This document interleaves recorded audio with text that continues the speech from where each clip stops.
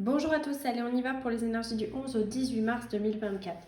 La carte qui va nous représenter, qui va faire un petit peu office de l'énergie dans ce moment, c'est la 2 d'épée. La 2 d'épée, comme vous le voyez, on peut être un peu tiraillé, c'est-à-dire que l'énergie qui en ressort, c'est décider. Mais décider quoi? Encore une fois, on a cet aspect comme ça où on navigue un petit peu à vue, on essaye de se fier à ce qui se passe à l'intérieur parce qu'on a les yeux bandés et il y a des choses qui nous tracassent. Donc on peut se sentir un peu entre le marteau et l'enclume en ce moment.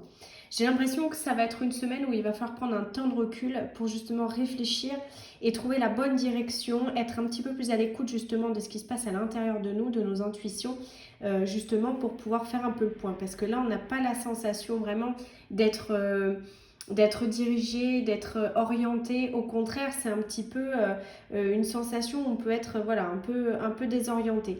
Donc l'idée, c'est de retrouver en logique, de retrouver en raison pour aller chercher justement cet aspect de confiance dans nos projets et dans ce qu'on est en train de réaliser en ce moment. D'ailleurs, là où on va, c'est la reine de bâton. La reine de bâton, vous le voyez, c'est cette énergie de force un petit peu où on est en train de porter ses objectifs, il y a une certaine témérité, il y a une certaine magie dans cette carte.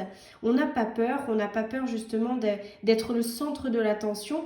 C'est un petit peu comme si on s'assurait que cet élan de productivité qu'on peut ressentir aussi actuellement, finalement, on l'accompagne comme ça d'une certaine assurance, de bons moments, de joie, de partage. Il y a cet aspect quand même de bonne humeur là dans cette carte qui fait plaisir et qui permet aussi de s'ouvrir un petit peu les portes avec les personnes auxquelles justement avec lesquelles on travaille. Ça peut être vraiment cette notion de partage et de gratitude qu'on est en train de mettre en place. Et évidemment, on vous dit bien que dans cette carte, on vous demande de la clarté, on vous demande effectivement de l'objectivité, de la joie. Et attention parce que cette carte, elle nous montre aussi que s'il y a beaucoup de lumière, il y a aussi un petit peu du contraste et de temps en temps, on peut se sentir avec des ombres un peu dans le sens, il y a des choses aussi négatives qui peuvent revenir à la surface. Donc, c'est vraiment le moment de s'accorder une pause. Alors, pourquoi? On va regarder. La carte qui nous aide, c'est la 2 de Pentacle. La 2 de Pentacle, c'est ce côté où on a des responsabilités qui sont bien présentes. Et effectivement, alors ça peut prendre de nombreuses formes en fonction de ce que vous vivez, donc vous l'adaptez. Mais j'ai l'impression qu'il y a ce stress qui peut monter, on peut se sentir encombré, désorganisé. Il y a plusieurs directions qui sont là. Et cette carte, elle va nous aider dans le sens, faites peut-être des comparaisons, réévaluez les choses, c'est-à-dire le temps passé, l'énergie donnée pour la récolte que ça. Est-ce que tout ce que je mets en place est à la hauteur de ce que je reçois en ce moment? Est-ce que je suis pas... Vous voyez, il y a cet aspect de je jauge ce qui se passe dans ma vie. Bon, est-ce que le jeu en vaut la chandelle? Est-ce que toute cette énergie dépensée, elle vaut ce résultat-là? Il y a vraiment cette énergie de bilan qui ressort un petit peu. Et vous le voyez, on est vraiment dans les deux, donc dans les choix, les décisions, mais aussi les partenariats. Hein. Donc il y a cet aspect aussi avec autrui là dans le tirage. On va regarder un peu plus avant tout à l'heure, mais là le défi c'est l'As de Pentacle. L'As de Pentacle, on est dans un nouveau départ. On est dans le fait de poser un peu les graines de l'avenir, j'ai envie de dire. Il y a cette notion de commencement. Effectivement, l'année commence astrologiquement parlant. On est en train de rentrer dans la saison des éclipses. Les jeux sont en train de se mettre en place. Donc, il y a cet aspect d'ambition qui se révèle aussi de cette carte parce que, comme je vous disais, on est en train de placer les graines pour l'avenir. Là, il est temps de peut-être justement visualiser quelque chose de positif et de pas tout voir comme négatif parce que, oh là là, j'arrive pas, je sais pas où je vais, je sais pas comment j'y vais, etc. Là, on est en train de poser les premiers jalons de l'année. Donc, le truc, c'est qu'il va falloir avoir cette patience, cette maturation comme ça des choses. Et il faut aussi considérer un petit peu ce côté où la visualisation peut être intéressante. Arrêtez de douter, au contraire, visualisez le meilleur scénario possible. Et je pense que c'est là que le défi va être un peu compliqué, c'est que quand on navigue à vue et que les choses sont un petit peu difficiles, là on l'a vu dans ce premier aspect du tirage, c'est difficile effectivement de visualiser une récolte et quelque chose qu'on reçoit.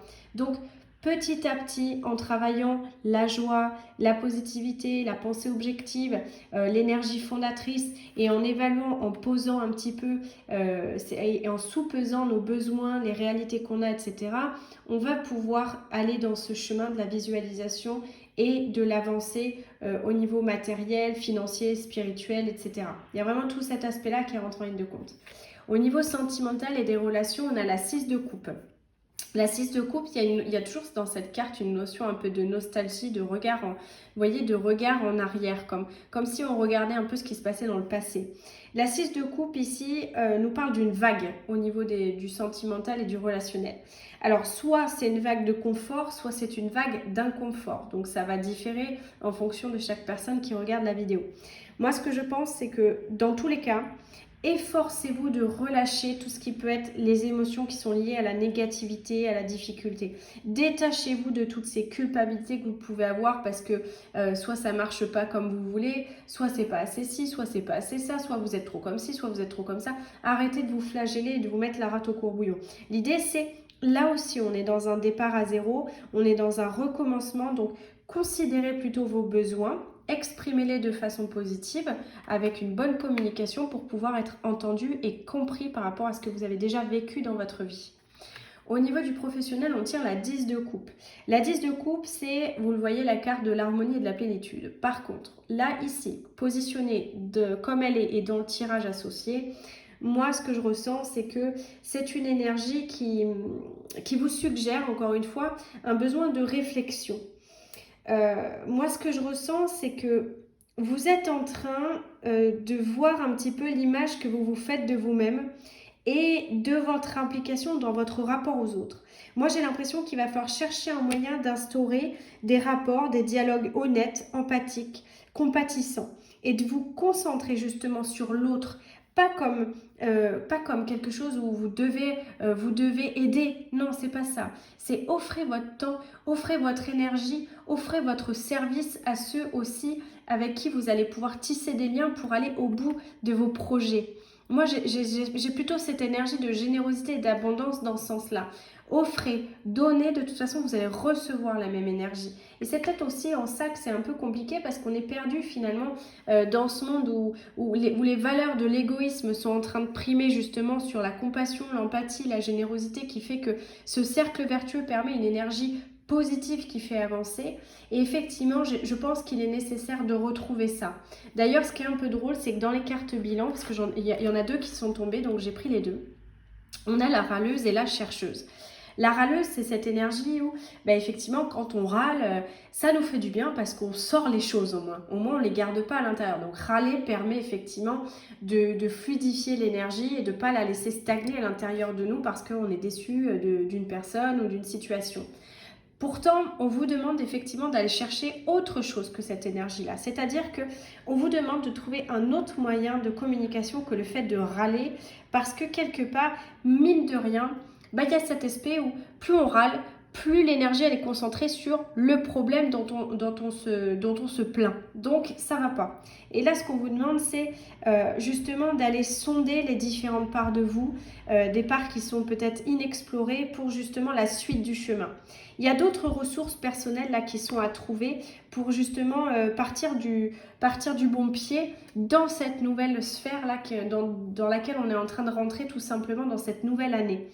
J'ai l'impression que vous êtes en quête de sens. Donc prenez du recul parce que ce recul de toute façon sera nécessaire à l'issue de la situation ou à l'issue de vos projets. Voilà. Donc c'est vraiment ça qui ressort.